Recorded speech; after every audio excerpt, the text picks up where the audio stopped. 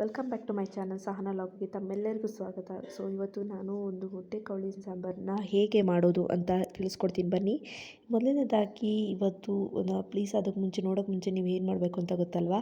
ಮೊದಲನೇದಾಗಿ bell button ಹಾಕಿ ಮತ್ತು ನಿಮ್ಮ ಕಾಮೆಂಟ್ಸ್ ಮತ್ತು ಲೈಕ್ ಮತ್ತು ಸಬ್ಸ್ಕ್ರೈಬ್ಗೋಸ್ಕರ ನಾನು ವೆಯ್ಟ್ ಮಾಡ್ತಾ ಇರ್ತೀನಿ.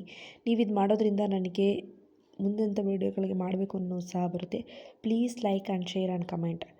ಸೊ ಇವತ್ತು ಮೊಟ್ಟೆ ಕೋಳಿನ ಸಾಂಬಾರನ್ನ ಹೇಗೆ ಮಾಡೋದು ಮತ್ತು ರುಚಿಯಾಗಿ ಹೇಗೆ ಮಾಡಬೇಕು ಅನ್ನೋದನ್ನ ಇವತ್ತು ನಾನು ತಿಳಿಸ್ಕೊಡ್ತೀನಿ. ಮತ್ತು ಇವತ್ತು ಭಾನುವಾರ ಆಗಿರೋದ್ರಿಂದ ಯಾವಾಗಾದ್ರೂ ಮಾಡ್ಕೊಬೋದು. ಸೊ ನಿಮಗೆ ಫ್ರೀ ಟೈಮಲ್ಲಿದ್ದಾಗ ಈ ಥರ ಮಾಡಿದ್ರೆ ತುಂಬ ಚೆನ್ನಾಗಿರುತ್ತೆ.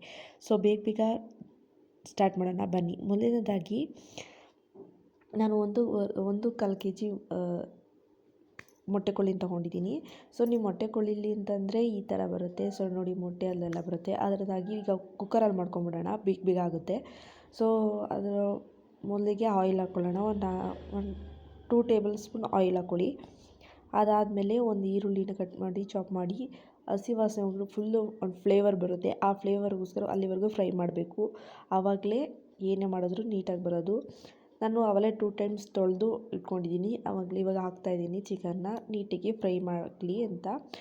ಅದಾದಮೇಲೆ ನೀಟಾಗಿ ಉಪ್ಪು, ಆಮೇಲೆ ಅರಿಶಿನ ಉಪ್ಪು ಹಾಕಿದ್ಮೇಲೆ ಅರಿಶಿನ ಹಾಕಬೇಕು.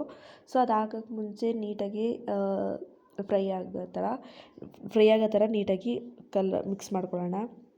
ಮಿಕ್ಸ್ ಆದಮೇಲೆ ಇದೊಂದು ಸ್ವಲ್ಪ ಇದು ಮೊಟ್ಟೆ ಇದೆಲ್ಲ ಇತ್ತಲ್ಲ ಇದನ್ನು ಹಾಕ್ಕೊಳ್ಳೋಣ. ಯಾಕಂತಂದರೆ ಇದು ಅದ್ರ ಜೊತೆಗೆ ಬೆಂದರೆ ತುಂಬ ಚೆನ್ನಾಗಿರುತ್ತೆ. ಆ ಮೊಟ್ಟೆ ಎಲ್ಲ ಹೊಡ್ಕೊಳ್ಳುತ್ತೆ.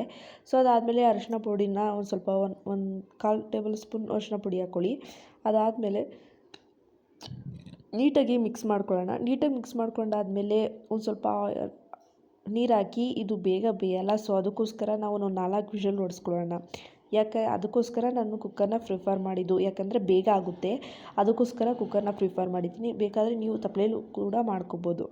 ಅದಾದಮೇಲೆ ಒಂದು ಸೈಡಲ್ಲಿ ಒಂದು ಬಾಣಲಿ ಇಟ್ಕೊಂಡು ಅದಕ್ಕೆ ಆಯಿಲ್ ಹಾಕ್ಕೊಂಡು ಇದು ಮಸಾಲೆ ಏನೇನು ಬೇಕು ಅಂತ ಸಾಂಬಾರಿಗೆ ಏನೇನು ಬೇಕು ಅಂತ ರೆಡಿ ಮಾಡ್ಕೊಳ್ಳೋಣ. ಹಾಗೆ ಒಂದು ಬಾಣಲಿ ಇಟ್ಕೊಂಡು ಅದಕ್ಕೆ ಆಯಿಲ್ ಆಮೇಲೆ 2 ಈರುಳ್ಳಿ ತೊಗೊಂಡಿದ್ದೀನಿ. ನಾನು 1.25 kg ಇರೋದಕ್ಕಿಂತ ಅದಕ್ಕೆ 2 ಈರುಳ್ಳಿ ತೊಗೊಂಡಿದ್ದೀನಿ. ನೀವು ಬೇಕು ಚಿಕನನ್ನು ನೋಡಿಕೊಂಡು ಇನ್ನು ಎಕ್ಸ್ಟ್ರಾ ಮಾಡ್ಕೊಳ್ಳಿ. ಹಾಗೆ ಒಂದು ಟೊಮೊಟೊ,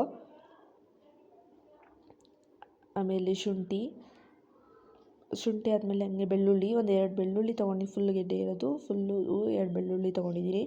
ಹಾಗೆ ಚಕ್ಕೆ, ಲವಂಗ, ಬ್ಯಾಡಗಿ ಮೆಣಸಿನ್ಕಾಯಿ ಮತ್ತು ಖಾರದ ಚಿಲ್ಲಿ ಅಂತ ಬರುತ್ತೆ ಅದು, ಮತ್ತು ಹುರ್ಗಡ್ಲೆ ನಾನು ಯಾಕೆ ಜಾಸ್ತಿ ಹಾಕ್ತೀನಿ ಅಂದರೆ ಸೊ ನಾನು ಕಾಯಿನ ಯೂಸ್ ಮಾಡಲ್ಲ. ಸೊ ಅದಕ್ಕೋಸ್ಕರ ನಿಮಗೆ ಕಾಯಿ ಯೂಸ್ ಮಾಡೋದಿದ್ದರೆ ಒಂದು ಸ್ವಲ್ಪ ಹುರ್ಗಡ್ಲೆನ ಕಡಿಮೆ ಮಾಡಿ ಕಾಯಿನ ಒಂದು ಸ್ವಲ್ಪ ಜಾಸ್ತಿ ಮಾಡ್ಕೊಳ್ಳಿ. ಅದರಿಂದ ಚೆನ್ನಾಗಿರುತ್ತೆ. ಮತ್ತು ಮೆಣಸು ಎಲ್ಲನೂ ಹಾಕಿ ಫ್ರೈ ಮಾಡ್ಕೊಳ್ಳೋಣ. ನೀಟಾಗಿ ಫ್ರೈ ಆಗಬೇಕದು.